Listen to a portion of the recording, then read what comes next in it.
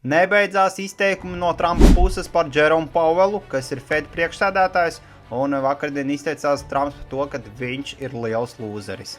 Ieraksti komentārā, kā tu domā, vai Jeroms Powells saglabās savu amatu.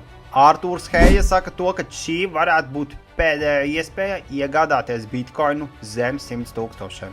Bitcoin dominance šajā ciklā sasniedz all-time high.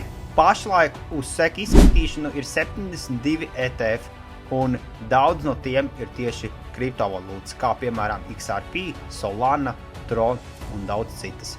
Trump Media oficiāli ir finalizējusi sadarbību ar Crypto.com biržu, lai palaistu ETF.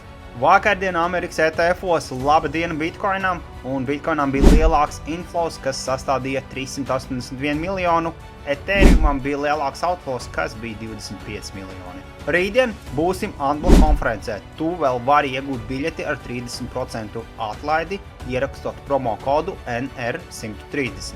Tiekamies Unblock konferencē, un pārējās tikšanās jau kā ierasti kripto numur 1. Linkus atradīsi profila aprakstā.